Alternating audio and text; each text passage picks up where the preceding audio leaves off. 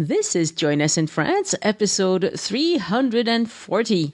340. Bonjour, I'm Annie Sargent, and Join Us in France is the podcast where we look around France so you can connect to France as a destination.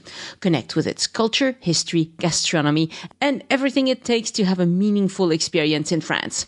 This week, I decided to have fun. I grilled Elyse Rivin on whether or not she's a proper Francophile. As a matter of fact, dear listener, are you a proper Francophile? This test is graded and it will count for 50% of your final grade.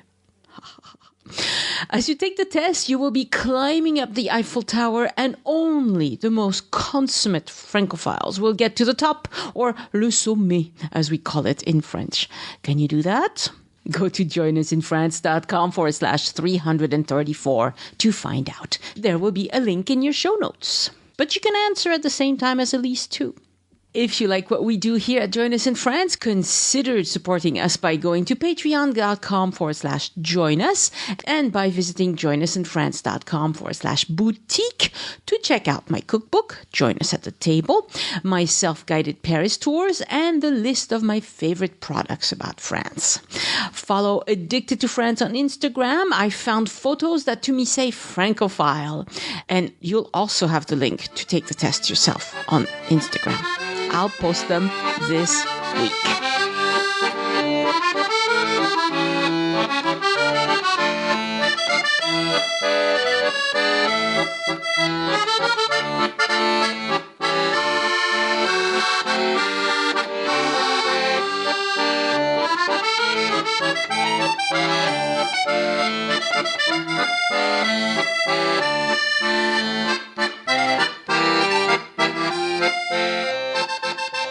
Bonjour, Elyse. Bonjour, Annie. I have something very fun planned for us today. I'm excited. Oh, God. I know what's in store for me. I'm a guinea pig today.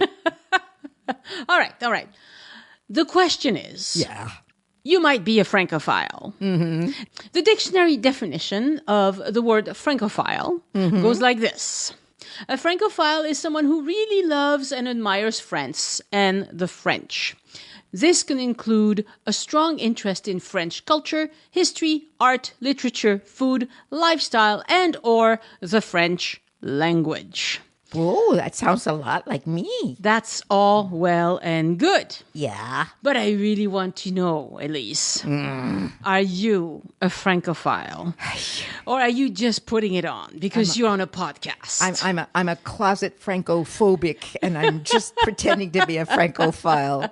Oy. As a matter of fact, listeners, are you a proper Francophile? Or not. Or not. That's what we're going to find out today. Let's see if you pass the test. Oh, my God. Is everybody going to keep score out there?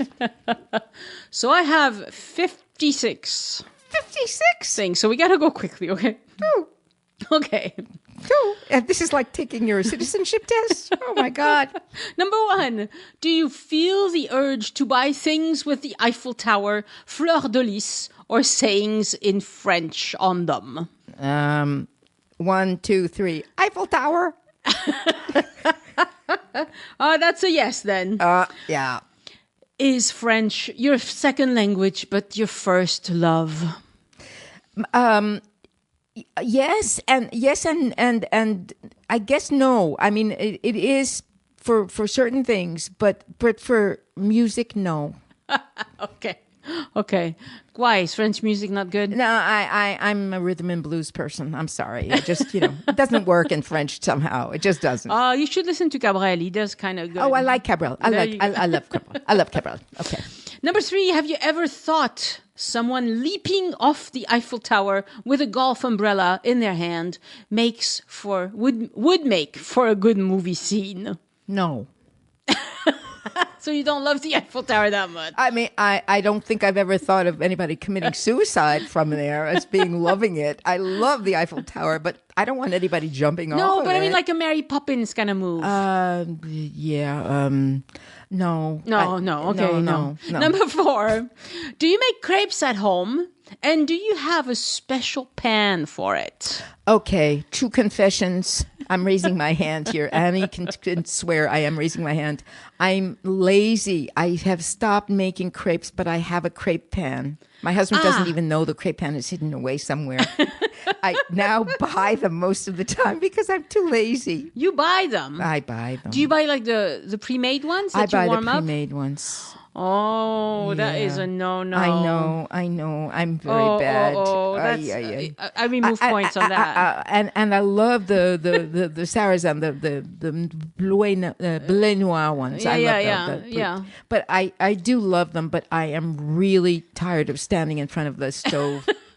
So the Sargent ones, when you buy them, they don't taste any different. No, they don't taste any different. But the sweet ones, they do taste. They do. Yeah, I know. Yeah. Okay. Number 5. Do you think one of the most important choices you'll ever make in your life is between Bordeaux versus Burgundy wine? Yes. I didn't have to even hesitate to make that. And do you want to know which one I prefer? I'm going to say Bordeaux, but I don't know. No, I'm wrong. No. When you come to my house, you like a white dry wine. I like, but honestly, there's nothing that you cannot compare a good Burgundy to. Okay. That's just the bottom line. But so you get the point for that one. Yes, okay. Yes. God, I'm not getting many points at this point. Number 6.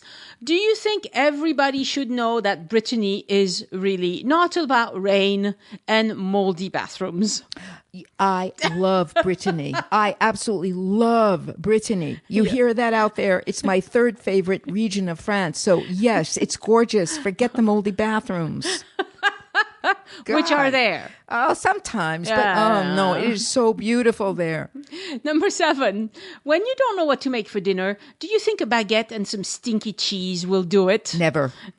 Never? Really? I don't like stinky cheese. Oh, that's true. Anybody who does my Patreon site knows that by now. That's true. You give me good ham and a baguette, though. I'll be okay. Okay. Number 8. Do you keep a set of La Guiole knives just in case you missed somebody's birthday?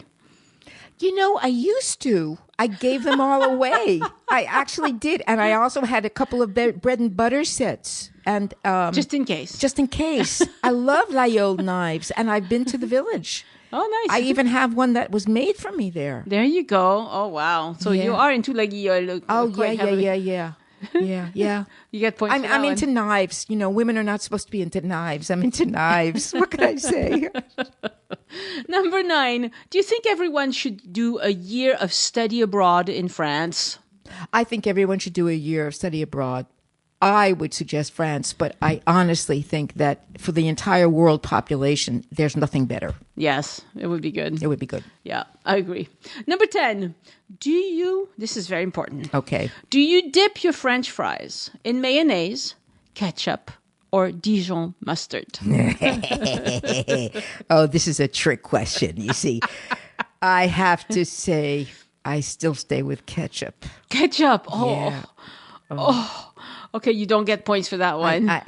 There's nothing, you can't take the ketchup out of me. I'm sorry. I mean, sometimes I actually mix them together with the mustard. Yes, with mustard, but never mayonnaise. Never. No. Okay. Yeah, French people do mayonnaise. French people do mayonnaise. Or mustard. Mustard. The first time I saw mustard, I went, yeah, what? But actually, it's good. It's good too. If you have Dijon mustard. Yeah. Or Amora, it's even better. If you have Amora mustard, even better. Number 11. Do you know the proper way to cut cheese and give fellow Americans who don't know a death stare? I for sure know how to give a death stare. I've been told that by my husband many times. Actually, I don't know. I don't think it was connected to cheese. I'm not sure you'd have to test me about this cheese cutting thing. I'm not sure. You don't know the proper way to cut cheese? Well, it depends on which cheese. If it's a round camembert, it's one thing.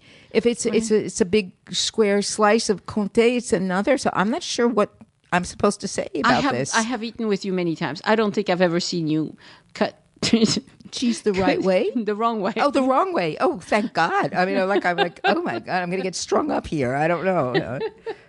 Number 12. Do you eat escargot, frog legs, cow tongues, and tripes for breakfast? I don't eat them at all. Ever.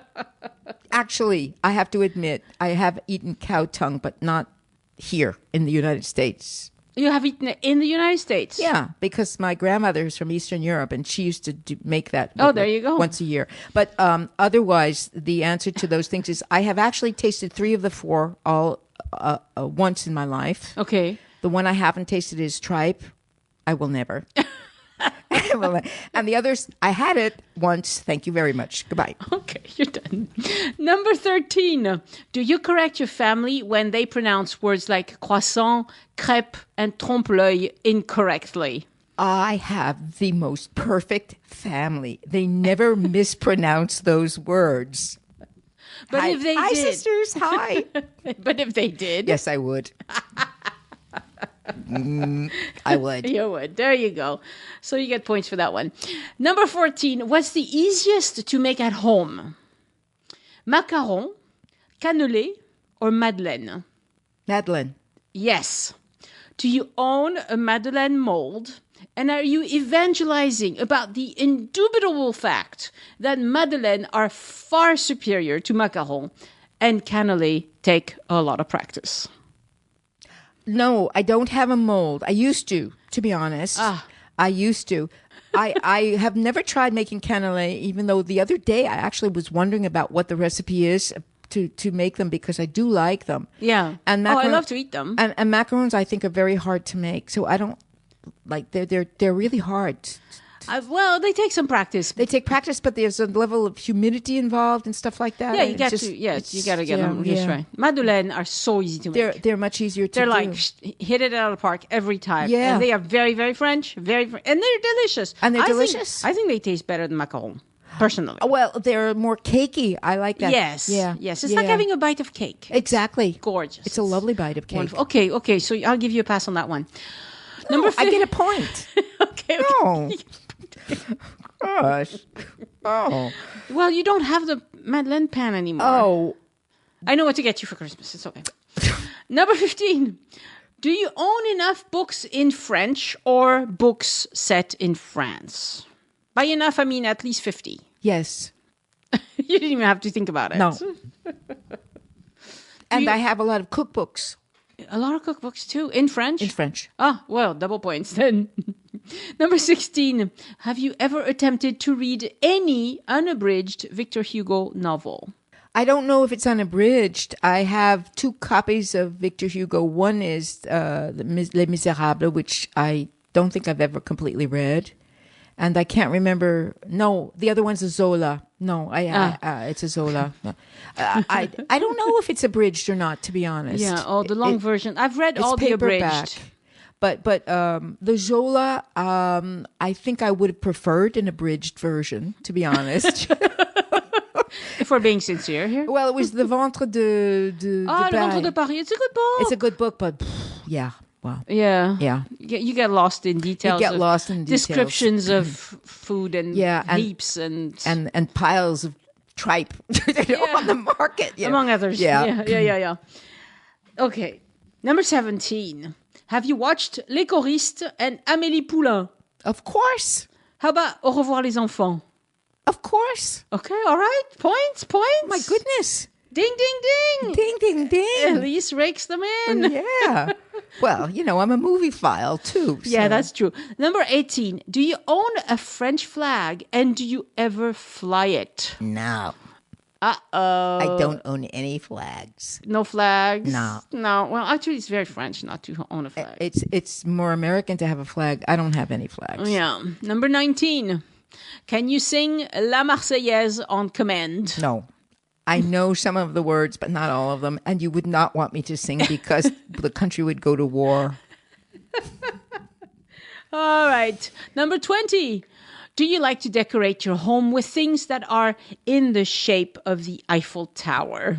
I am looking around your home right now. In the shape of the Eiffel Tower? Yes. You mean basically into a phallic shape?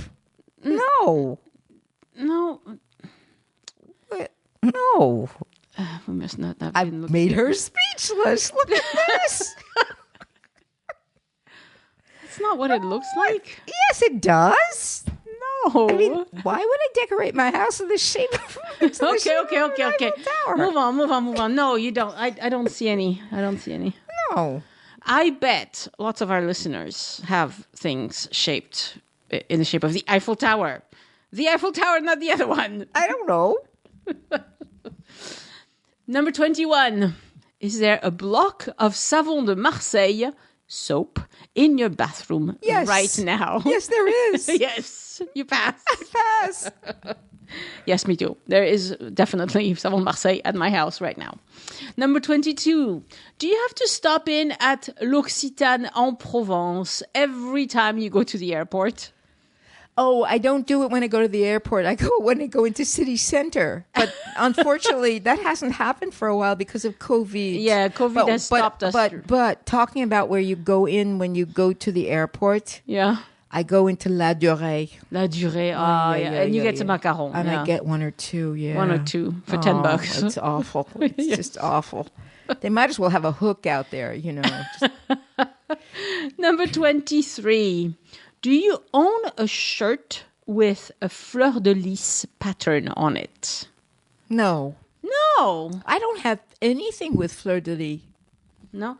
It's Nothing. Lis. Fleur-De-Lis? You say Fleur-De-Lis? Yes, there's an S at the end and we say it. My husband says Fleur-De-Lis. I don't know. No. Okay, you can fight it By out with him. Fleur-De-Lis, he means bedflower. I don't know. I'm going to let you two fight about it. Yeah, we'll have to fight about it. It's No, I Fleur-De-Lis. don't own anything with that. Oh, pattern. okay. Nothing. All right. Number 24. Do you own a C'est la vie coffee mug? Do I own a C'est la vie coffee mug? You know what? I don't know. I have so many mugs that half of them I don't use and don't look at anymore. Probably not. Probably not. How about a Join Us in France wall clock? I have your cookbook? But not the wall clock? No. Oh, I'm set for Christmas gifts for a while then. Number 25. Do you own at least one marinière? And how often do you wear it? I have 2 or 3. I'm holding up my hand like an idiot. I have 2 or 3, and I wear them a lot. I have one that's lighter cotton, and I wear it in the summertime more, and one that's a heavier cotton. And when I go back to Brittany in the summer, I always try and buy another one because I'm obsessed by them. Yeah, they're very nice. They're very comfortable. They're very comfortable. I have one that I bought, funnily enough, at LL Bean. But it's very stretched and not nice anymore. I need to get a new one. No, and the outdoor markets in Brittany usually have a whole range of colors for them, which is really nice. Yeah. Although in the end, it's like an idiot. I keep buying white and blue. I get white and blue. I don't know. I have a red and blue, and I have one that's where the stripes are the wrong side. They're going vertical instead of horizontal. Yeah, but I don't like it as much. I bought one from Marianne. What did I buy her? Blue and blue. Yeah, you did. Yeah, I think it was blue on blue. They're really nice. Yeah, and they're comfortable. And they're I love them. I love them. Yeah. Number 26. Do you own at least 30 scarves and know at least 5 different ways to style them? The answer to question 1 is yes. I think I own probably 250. The answer to question 2 is I don't know. You don't know 5 ways to style them? I don't know if I know 5 different ways. Yeah, me neither. I probably own a lot, but I don't. I know 2 or 3 ways to style them. I know at least 3. Yeah, but not 5. Maybe not. How about a beret? I have one. Okay, that's where I draw the line. That's like, no beret for me. But you know what? It's wool, and so it's really a contingency in case of super cold weather, which means I never wear it. Right, it's pretty rare. That's all. It's pretty rare. My husband wears berets sometimes. He likes hats. My brother-in-law in New York does. There you go. Yeah, berets. There you go. Yeah. Number 27. Can you name your first French teacher? Yes. No, I can name my beloved high school French teacher. Her name was Madame Dujardin. Dujardin. Oh, that's a lovely name. Oh, she was wonderful. However, before that, my traumatic experience was in junior high school, and it almost kept me from going back to taking more French. And she was a witch, and I don't remember what her name was, except that I called her a witch. So there you are. But you got over it. I got over it because luckily for me, we moved. Ah, there you go. That's good. Now, a more important question, Elyse, is did you have a crush on your French teacher? No. No. I mean, she was an older woman. Okay. But I had a crush on her in the sense that I thought she was just the most lovely, wonderful person. And she was really, really, really nice to me because I loved French. Right. And that's right. I wonder how many of our listeners are going to say that they had a crush on their French teacher and that's why they love French. I don't know. I honestly, I had her, she was my French teacher all through high school. Mm-hmm. I had her 4 years. Yeah. And then I went to university and I had a man for a couple, it was my minor actually in college, and his name was Monsieur Soul. He was from Alsace. And he had a very strange accent because he was Alsatian. And I didn't realize, I couldn't understand why, compared to my high school teacher, he had a very strange accent until years later, you know. But I was dumb. I was very young. What can I tell you, Number 28. Have you ever attended a meeting of Alliance Française? Yes, I have. You have? Wow. Yes. And in fact, when I was living in France and went back to the States, I went to sign up for a class. And I took this test at the entrance. They give you a test. And she said, you can't stay here. And I said, why? And she says, because you know as much as the teacher does. So I had very short experience with them. You had to leave. Yeah. Number 29. Is July 14th Fête Nationale or Bastille Day? Oh, that's a really good trick question. It's Fête Nationale on one half of my brain and Bastille Day on the other. and I actually had to correct, but I have a darling nephew who always wishes me a happy Bastille Day. Oh, nice. and the last couple of times I had to tell him that in France we don't call it that, and he was so disappointed. Oh, he's so cute. He was just so disappointed, and he say happy Bastille Day, Tata. Oh, so, nice. Yeah, but I do love the day. Yes. And the fireworks. Yes. We hope to see him again. Yes. This year. Yes. We hope. We'll see. The way we're going, we not might on not. Television. We'll see. Number 30. Do you get mad when you hear someone go on about how French people are so rude because you know it's only Parisians? No. You don't get mad when you hear people say French? No, I don't. Because I don't. But French people some people are rude. But you know what? I have to be very honest. I don't know if it's only Parisians or not. Oh my goodness. I mean, the thing is, it's like, I never had bad experiences in Paris, okay? Right. So to me, it's not like, oh, you're a Parisian, therefore you're rude, you see? Right. And I grew up in New York City where people are rude. Yeah. I mean, people in restaurants and, like they don't have time, so I don't think very many French people are rude, but I don't associate it with Paris. Let's put it that way. Okay. I was just making a joke, by the way. But the thing is, it's like, it's true that some people say French people are rude, but I don't see where they're really rude. I just don't. They're just plain spoken, like they tell you like it is. Well, honestly, the only place I find people rude is in restaurants, and that's the waiters. Mm-hmm. And I find that very strange, because not every time and not every place, but if you're going to have somebody be rude to you, it's often the waiter. It's like they're punishing you for being in the restaurant, Very strange, All right. Number 31, you hate Emily in Paris. I do. But there again, you love Emily in Paris.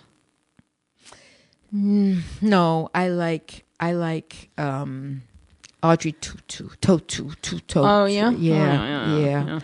Emily in Paris, I really, no, I don't like. No, it didn't. No. It didn't do it for you. No. I had a whole conversation with my stepdaughter about it. You know, she's 30 something. You know, she thinks it's cute, and I went, "Oh, please." No. Number 32. Do you stare at people who talk too loud just because they are wearing obnoxious colors, or also because they are talking too loud?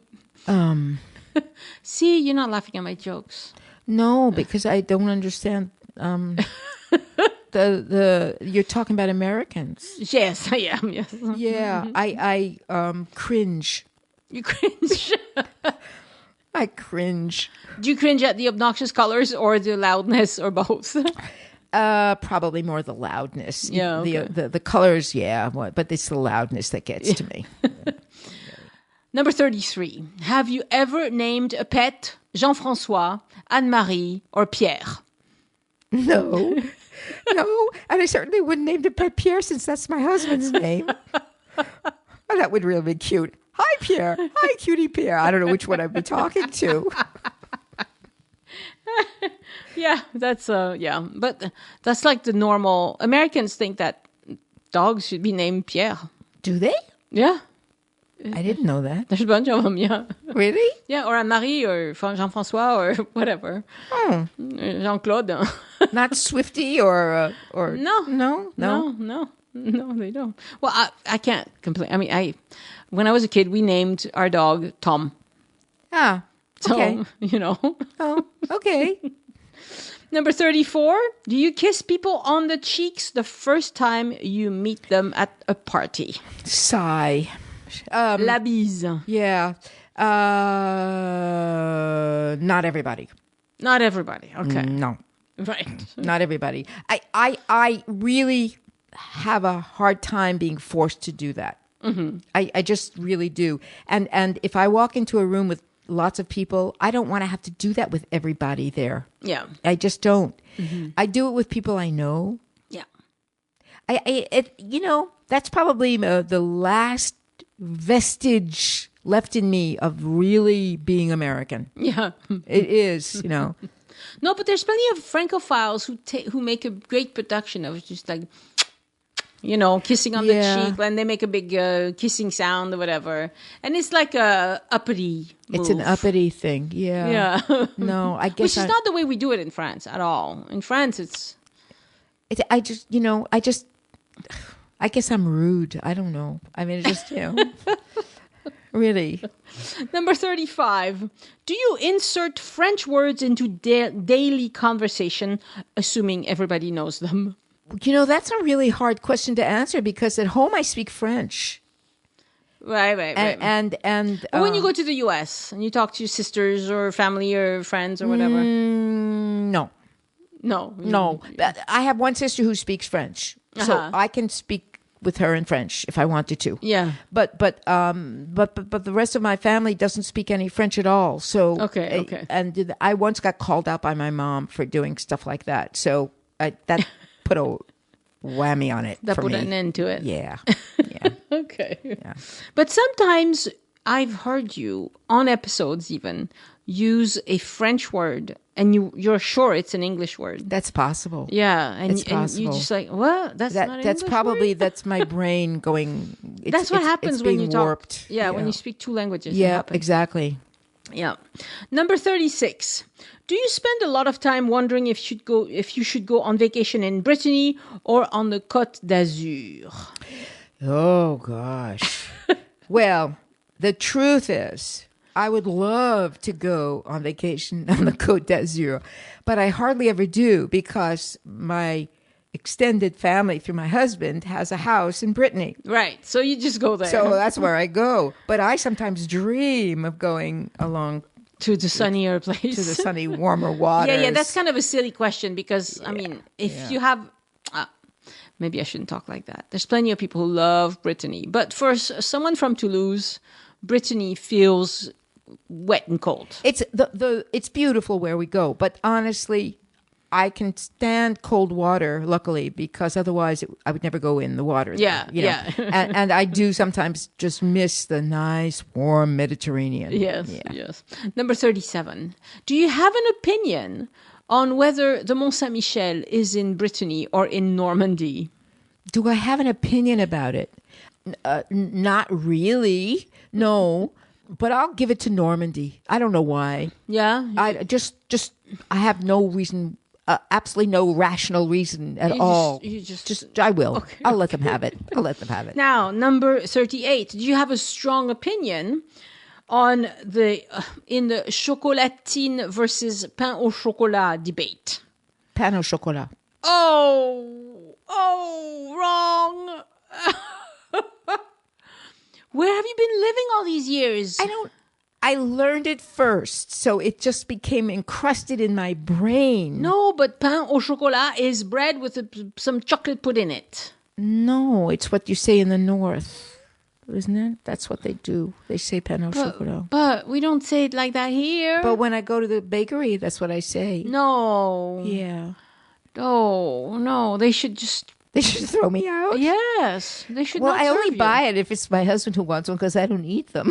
Oh, jeez. I don't like them. It's from bad to worse. Yeah, I love my chocolate. No. Let's get this straight. Chocolate is chocolate. Croissant is croissant, and never the two shall meet. All right, there's something wrong with you there. Sorry. Just Sorry. wrong. No. Oh, Elyse, I'm disappointed. Sorry. I'm sorry. I just lost 5 points, I think. Number 39. Do you not allow any low-fat foods in your fridge? That's a weird way of asking. I have some low-fat foods. I have 2% milk. That's not low-fat. Well, what is low-fat? You mean écrémé? Yeah, 0%. I don't no have fat. No, I don't have 0%. You don't have any no-fat anything in your fridge. I may have a vestige of 1 or 2 little things of yogurt.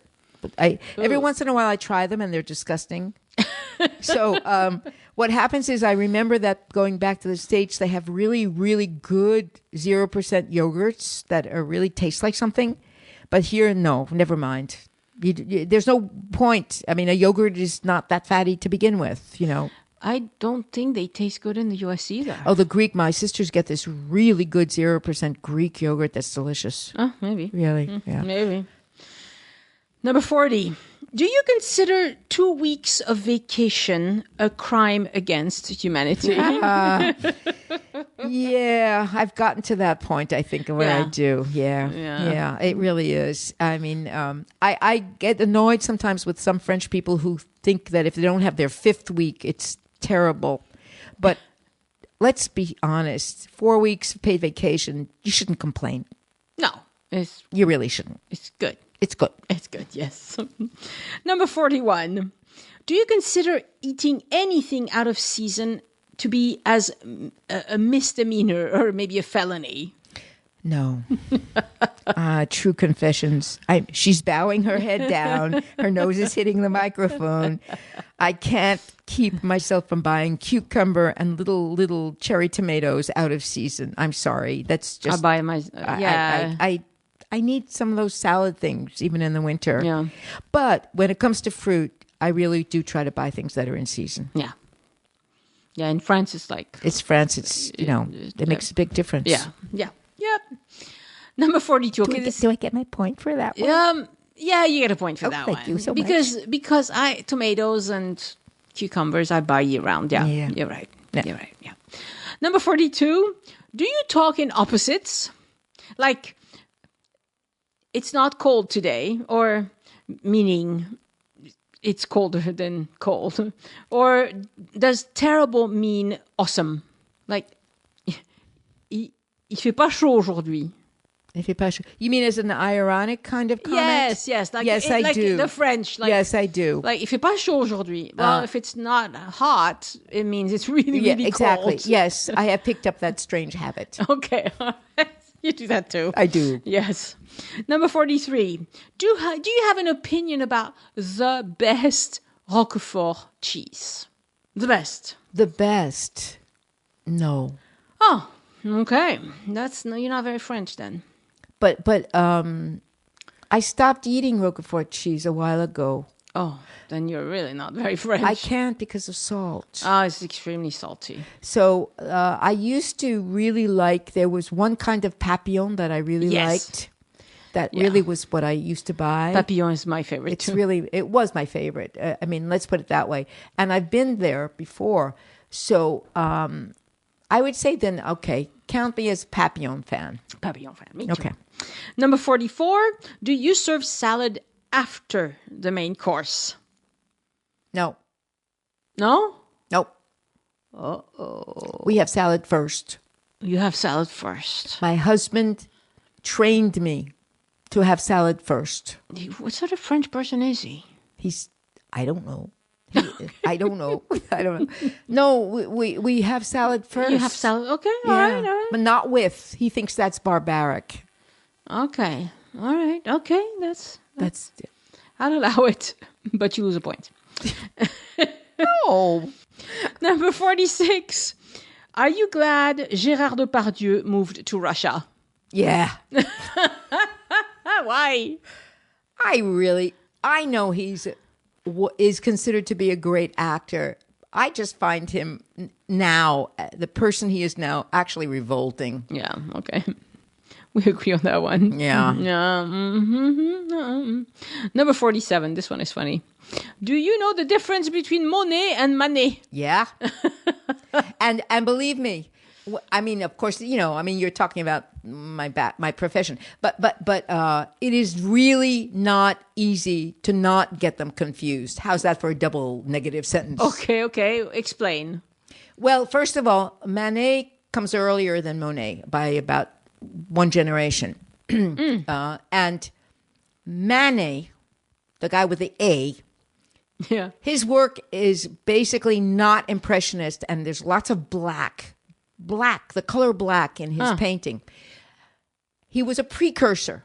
Monet, the one with the O, his work is all impressionist, and it's all about light and color. So if you go from the A at the beginning of the alphabet to the O, you go from Manet to Monet. Yes, you do. Well, that was very interesting. Right? Just like that. You do know the difference between Monet and Manet. Every time. Excellent. Number 48. Number 49. Can you name the three colors of the French flag in order and what they stand for? Red, white, and blue. Red is for blood. Revolution. No, I don't know what the other two stand for.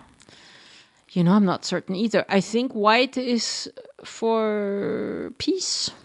Not blue? So what's the blue? Blue is for regal, kind of. I almost said the opposite, but I'm not sure. To be honest, I'm really not sure. I'm not sure either. I know the red is the revolution. Okay, listeners, somebody has to set us straight on that one. I'm American. She should know. You're right. Probably, you're right. Number 50. Do you keep a good stock of herbes de Provence in your kitchen at all times? All times. Okay. And garlic. Yes. Which is your favorite? If you can only have one. Which of the two? Yeah. Oh, I think garlic. Yeah, me too. Probably. Number 51. Do you binge Lupin and Call My Agent? I have done Call My Agent with great ecstatic pleasure, and I have not yet done Lupin. I don't have Netflix. Right, that's the problem. If you had Netflix, I would have already. Yeah, you would have. But I'm thinking of buying the books and reading them again. Yeah, they're very different from the Netflix. Oh, are series. they? Yeah, but they're lovely. They're great. I mean, I read them when I was a kid. They're fun, right? Yeah, they're fun little books for 10, 12-year-old, 13-year-olds. It's that age range. But Call My Agent, I could watch them all over again. Is that right? Oh, I couldn't get into it. Oh, wonderful. I mean, just, I mean, the parody. I love the parody. All the shenanigans and the things. I can't follow these people. Oh. They're just annoying me. Well, it's also, I like the fact that all these famous actors and actresses make fun of themselves. They do, yes. That you know, the deal is they play themselves and they sort of make fun of themselves. Yeah, you know, so. which is a fabulous idea. Which is a fabulous idea. No, I'm sure it's a great show. I don't know why but I don't watch that much TV. Yeah, you know. And when I watch TV, it's usually Something in the Stars. You know, like Something in the Stars? Yeah. Yes, there's a new Netflix series called Away.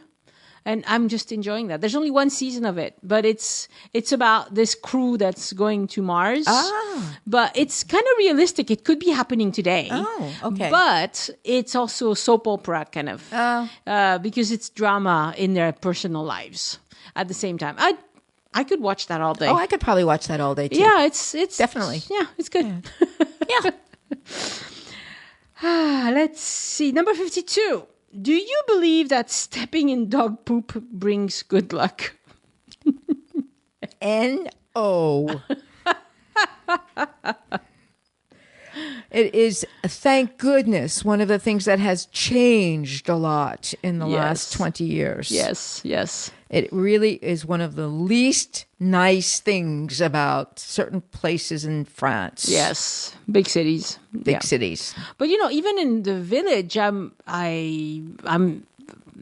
not the only one who picks up after their own dogs. But I still There's still people who don't. There's still people who don't. Yeah, there's still people who don't. Yeah, it's a curious habit to not. Yeah, I find. Yeah.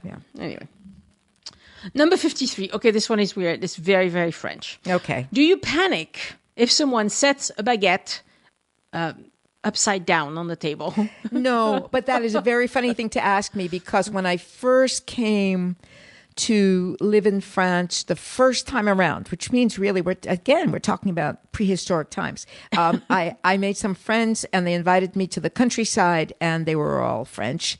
And it was very hippie country living, and they had these beautiful round farm breads, and I don't know if it was me or somebody else, but by inadvertence put the bread upside down on the table. Uh-oh. And I thought everyone was going to have a heart attack.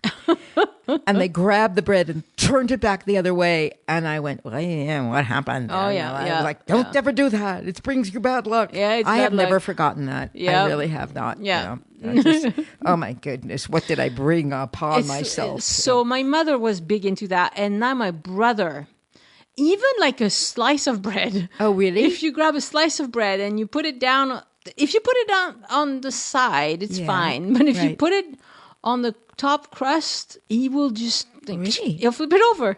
Oh. It's very interesting. It's a silly Well, do you accept 13 people around the table? I couldn't care less. Yeah. I mean, it was the same kind of crowd that I had that didn't want 13 around the table. Okay. It was like, I thought, where did I fall? We actually often do back when family, it was okay to have family over, Yeah. A year ago. We often had 13 around the table. Yeah. Well, look, I mean, there are 13 floors in the apartment buildings in the United States. They skip the 13th floor. Yeah, they do. Yeah. To each his own. Number 54 is visiting Parc Monceau and Parc Bagatelle or whatever park you enjoy on your bucket list. Are there parks like that are on your bucket list that you haven't seen yet? Yeah, but not. I've been to those. Not those, right? Yeah, but more parks that are connected to chateaus.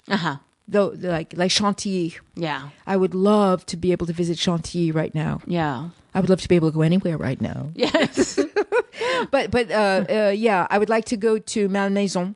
And Chantilly. Yeah, those are your two favorite. Those are the two that right in the surrounding area around Paris that I dream of going to visit. Right. Yeah. And there's this thing if you listeners, if you search for Jardin Remarquable, so remarkable garden. In France, it's a thing. You can see a whole list of Jardin Remarquable. Right. And they're just very fun. And they're beautiful. And some of them are weird. Like there's one that's all bamboo. It's not too far from here. I can't remember The exactly where it is. bambooserie in Ariège? Maybe that's the one I'm thinking know. of, where it's all bamboo. Like, No, I think there's one in Uzès. It's in the Ardèche. I think that's the one you're talking about. I think that's the one. yeah. That's it. Anyway, there's weird things like that they do. It's like Villandry in the Loire Valley, which Yeah. is all like a maze of, Yes. manicured garden type things, and goes on forever and ever and ever and ever. It's fun. It's fun. Yeah, it's very fun.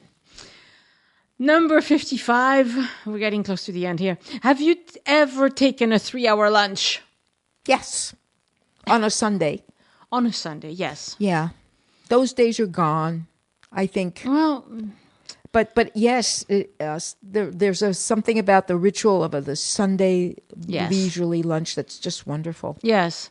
Now, I have to confess that I had set a date to make a big meal with my family and kind of the big reunion.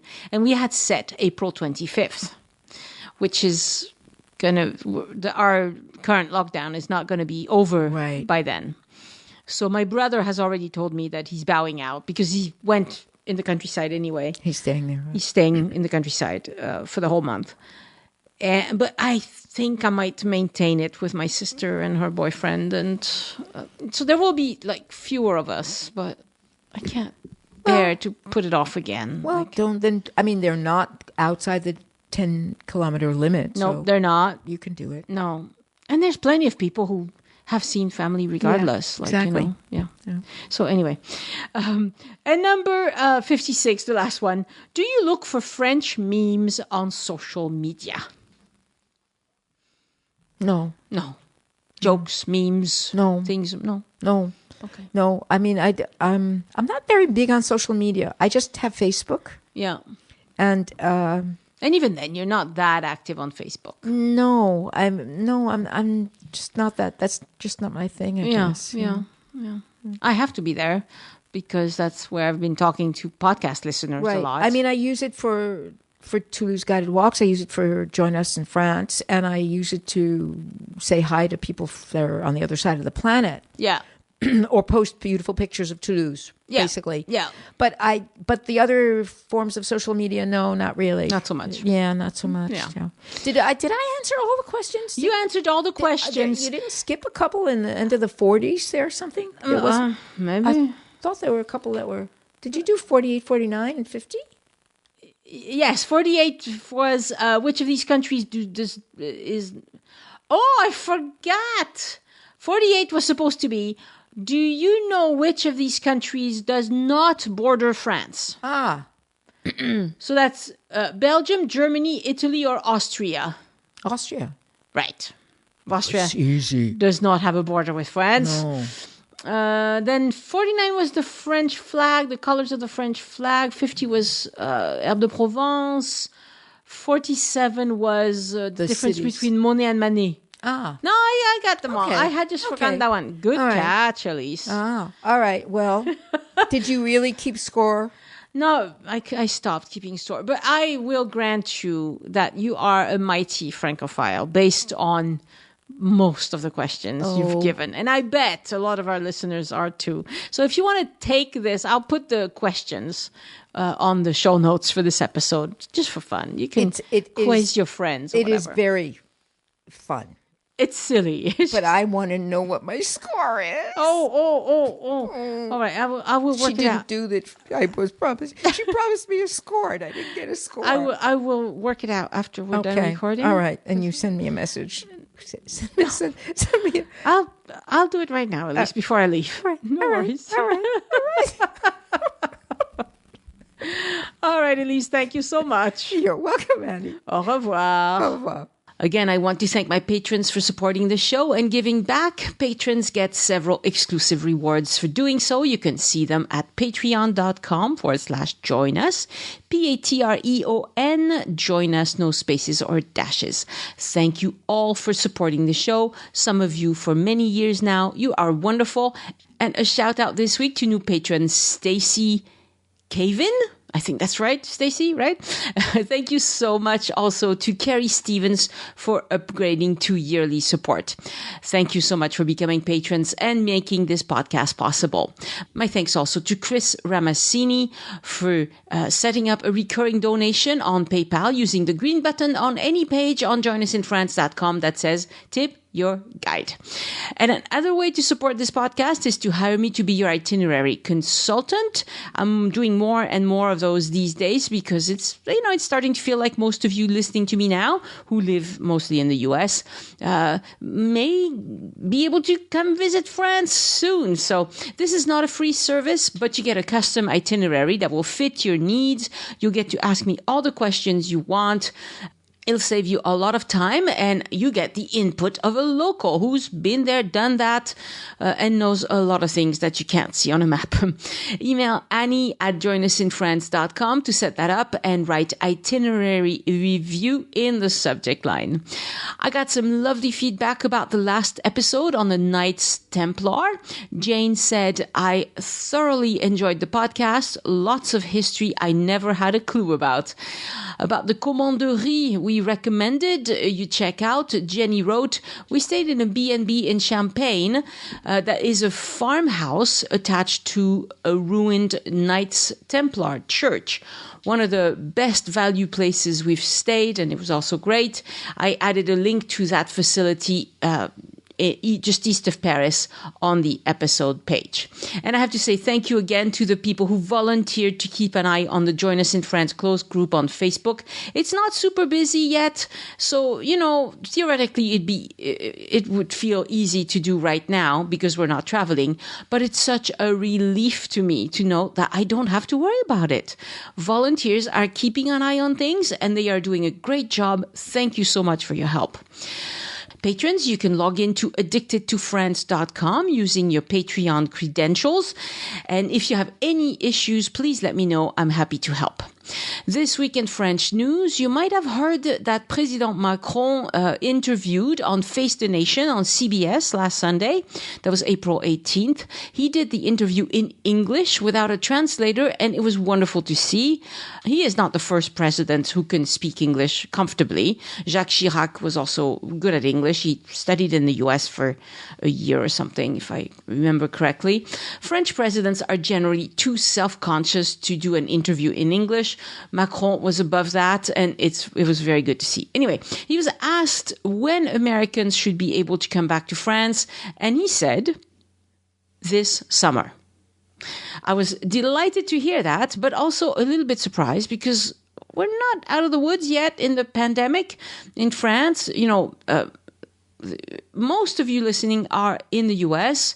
The pandemic is winding down where you are, but we still live under a lot of restrictions in France and in many other countries. Things will ease up for us in France on May 3rd, but still no restaurants, no museums, no movie theaters. Large shopping malls are still closed, and we don't really know when these things will open again. The Prime Minister said we have to wait and see how the pandemic evolves. Hospitals in France are still operating at maximum capacity. Thankfully, they are not overwhelmed. They're not turning people away. They haven't been at any point during the pandemic because of the restrictions we've put up with. But it's tight and everybody is really tired of it. The cool thing is that the numbers of vaccinations are going up. We're above 20% with a first dose, but only 8% with 2 doses. And I'm getting my second dose on Tuesday. But, there's 12 weeks between the 2 doses, so it takes a long time. The numbers of new infections and deaths are also going down. That's all good. There are 57 days between today and the first day of the summer, June 21st.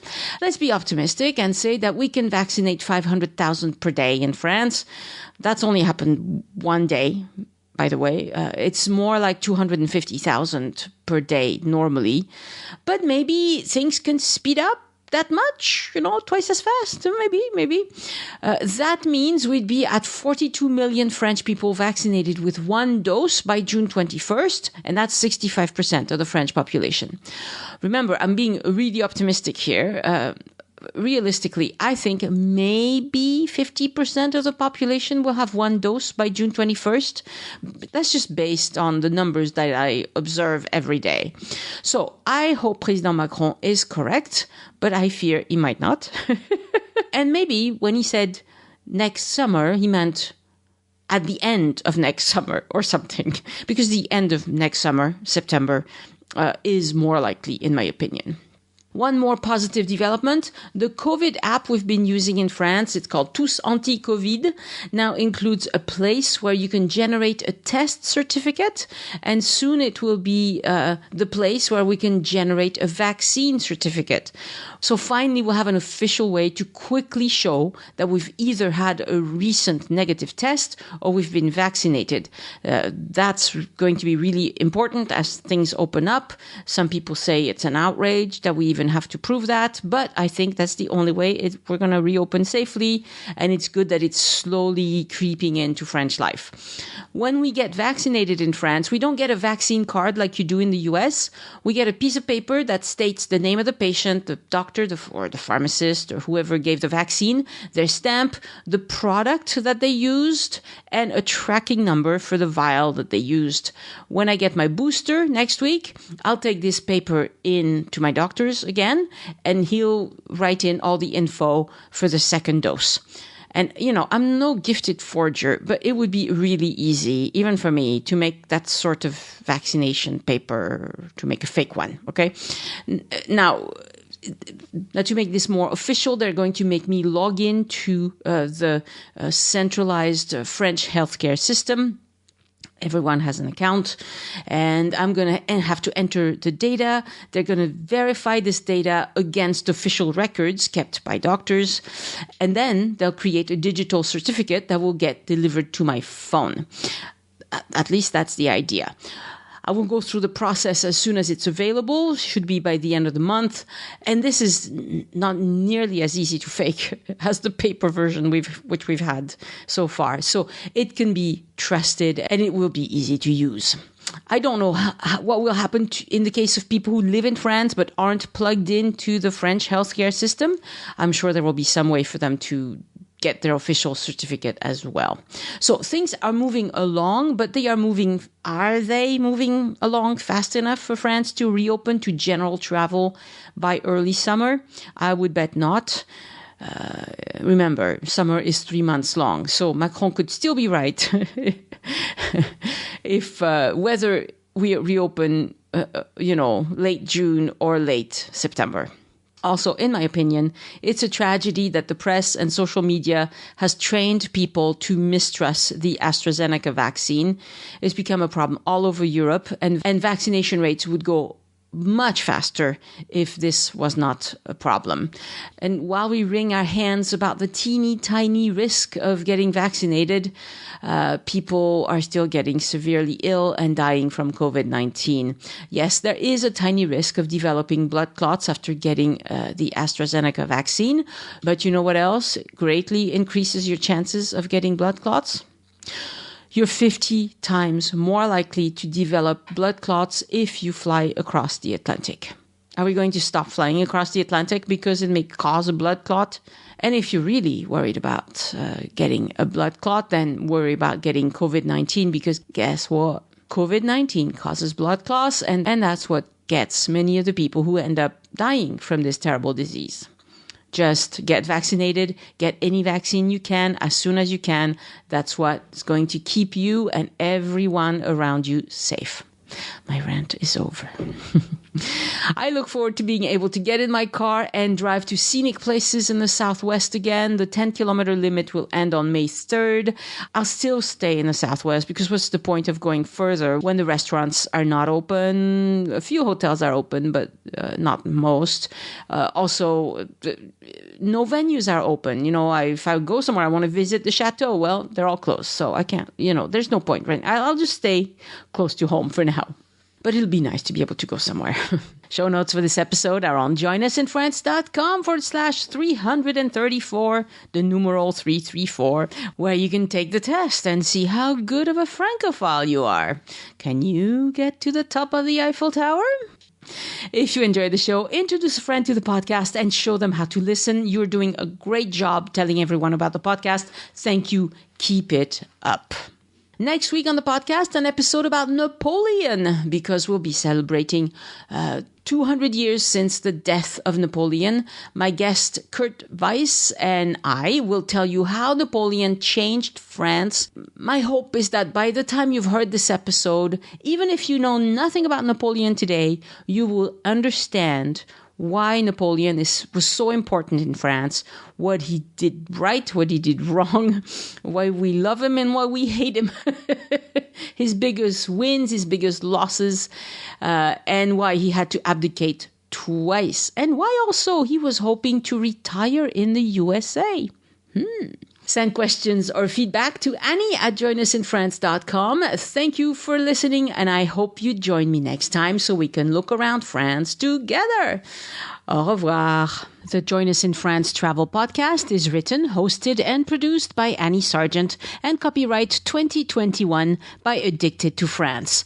It is released under a Creative Commons Attribution, Non-Commercial, No Derivatives license.